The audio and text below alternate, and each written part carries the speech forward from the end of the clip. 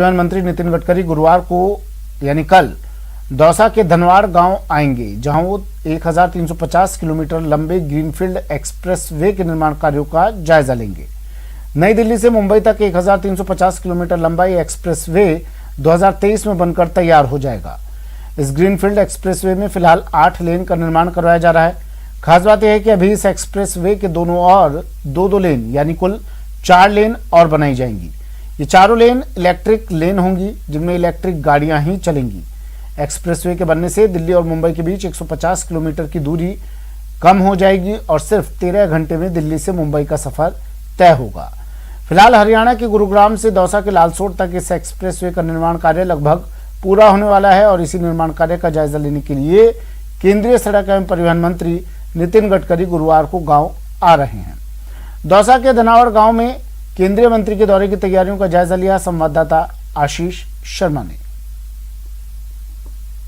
नई दिल्ली से माया नगरी मुंबई तक एक्सप्रेसवे बनाया जा रहा है और एक्सप्रेसवे का निर्माण कार्य हरियाणा से गुरुग्राम से जो शुरू हुआ है वो यहाँ दौसा के लालसोट तक एक फेज है। ये पूरा तरह बनकर तैयार है, कुछ ही दिनों में जनता को सुपुर्द कर दिया जाएगा। इससे आगे का फेज का निर्माण कार्य शुरू होगा। यह 8 लेन का एक्सप्रेसवे है। इसका निरीक्षण करने के लिए कल केंद्रीय मंत्री नितिन गडकरी आएंगे। इसकी पूरी तैयारियां चल रही हैं। यहाँ पर हेलीपैड बनाया गया है, साथ ही टेंट लगाए गए हैं ताकि वो संबोधित कर सके कि किस तरह का इसका निर्माण कार्य होगा, किस तरह की गुणवत्ता होगी, क्या इसकी विशेषताएं होंगी।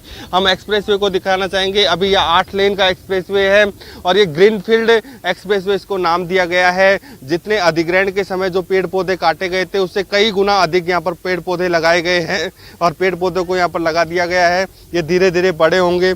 ऐसे में ग्रीनफील्ड हाईवे इसको नाम दिया गया है। वर्तमान में ये 8 लेन का एक्सप्रेसवे है, लेकिन अभी नई इसमें एक नवाचार किया गया है कि इसको 4 लेन और जोड़ा जा रहा है, जिसमें 2 इलेक्ट्रिक लेन एक तरफ होंगी, 2 इलेक्ट्रिक लेन एक तरफ होंगी, जिसमें इलेक्ट्रिक गाड़ियां चलेंगी, जिससे निश्चित रूप से ईंधन बचेगा और एक इको फ्रेंडली एक्सप्रेसवे बनेगा। ऐसे में पूरी तैयारियां चल रही हैं। देश की राजधानी से मुंबई तक जाने वाले इस एक्सप्रेसवे को राजस्थान और गुजरात से होकर निकाला जा रहा है। मध्य प्रदेश का भी कुछ हिस्सा इसमें शामिल है। ऐसे में ही राजस्थान की लाइफलाइन यह है एक्सप्रेसवे रहेगा और इसकी मॉनिटरिंग खुद केंद्रीय परिवहन मंत्री नितिन गडकरी कर रहे हैं। ऐसे में किसी भी प्रकार की कमी नहीं रहे, एक अच्छा एक्सप्रेसवे बने, क्योंकि 1350 किलोमीटर का यह एक्सप्रेसवे है। ऐसे में किसी प्रकार की गुणवत्ता में कमी नहीं आए, इसी को लेकर मॉनिटरिंग की जा रही है और इसी को लेकर कल यहाँ पर अवलोकन भी किया जाएगा।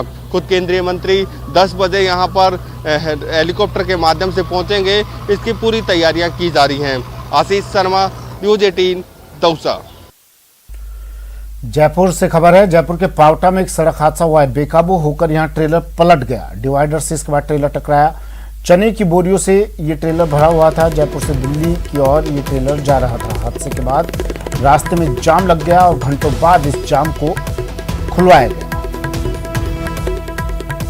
डिवाइडर से टकराने के बाद ट्रेलर पलटा। बेकाबू होकर पलटा ट्रेलर। जयपुर के पावटा में सड़क हादसा। इस ट्रेलर में चने की बोरियां भरी हुई थी जो सड़क पर फैल गई। हादसे के बाद वहां पर जाम लग गया और इसके बाद जाम को खुलवाया गया।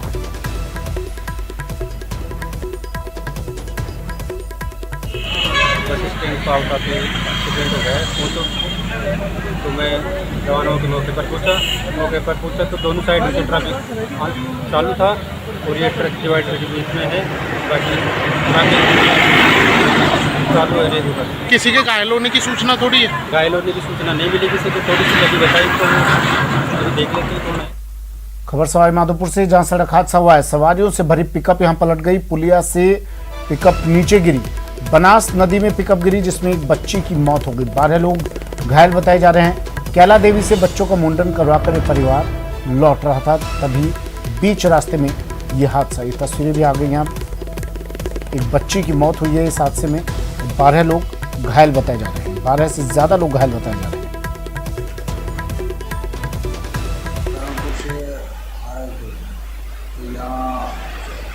खंडार नदी है, उसमें गाड़ी तो कई लोग।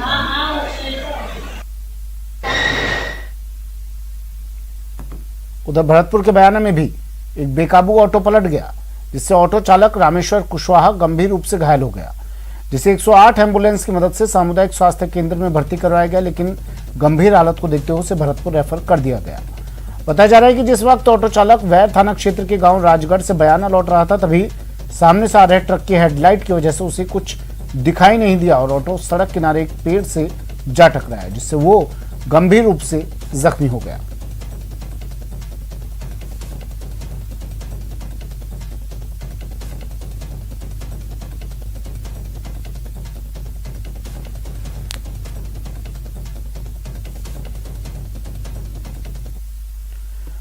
राजसमंद जिले के कैलवाड़ा से कुंभलगढ़ दुर्ग सड़क के किनारे 15 दिन पहले बनी सुरक्षा दीवार सिर्फ 3 घंटे की बारिश में ढह गई।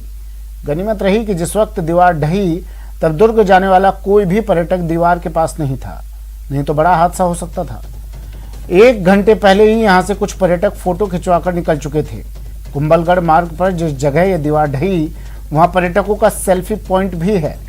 कुंभलगढ़ जाते समय सुबह से ही लोग यहां पर फोटोग्राफी करवाने रुक रहे थे। स्थानीय जनप्रतिनिधि ठेकेदार पर घटिया निर्माण करने का आरोप लगा रहे हैं।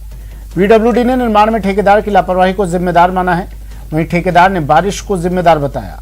अब अपनी जिम्मेदारी से पल्ला झाड़ते हुए ठेकेदार से फिर से निर्माण करवाने की बात कह रहे हैं।